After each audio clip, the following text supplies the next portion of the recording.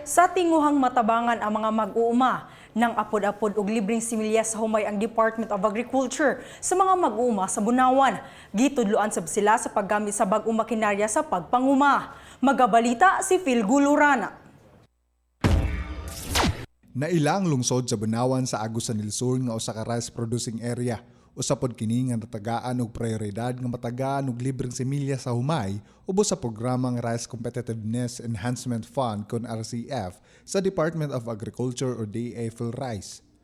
Aron mas makakaton ang mga mag-uuma sa mga bag-ong teknolohiya nga gamit sa panguma. Usa ka technology demonstration o pagtudlo sa mga mag-uuma alang sa saktong paggamit sa teknolohiya ug pagtanom og mas kalidad nga binhi sa humay. Kani karon mahinungdanon kayo kay ngano gihatag libre similya. Unya ang gasto ani karon libre gihapon. Unya ang abot niya ihatag pagyud sa farmers. Mo nay akong na kuan ani karon. Maayo ang pamagi. Ang mag-uuma nga si Numer malipayon sab nga nagpaambit sa iyang kahibalo ngadto sa mga kaubanang mga mag-uuma. Murag na nalipay po ko dako sir kay naka tudlo po ko sa mga tao diri nga wala kahibalo mag-operate niini.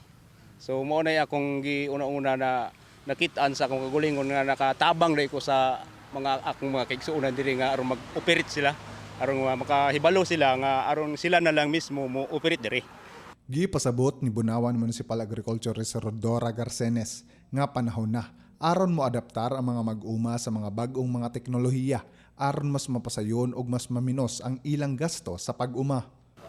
Kani atong Technodemo, pasalamat po ta kay naka-avail ta og Technodemo farm, Technodemo demonstration para sa rice production kay para makita sa paggamit sa full mechanization. Kay karon update naman ta mo gamit na ta og mga rice transplanter og mga harvester pag-abot sa production para ma-lessen ang atong labor inputs. Isip pag-amping sa COVID-19, mga leader sa farmer organization lang ang una na imbitahan.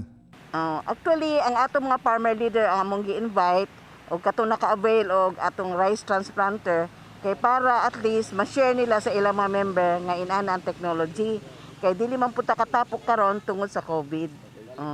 Sa mosunod nga mga adlaw, laing batch na sad ng mga mag-uuma sa lungsod ang ipalalom sa technology demonstration alang sa produksyon sa humay. Phil Guloran para sa Bayan.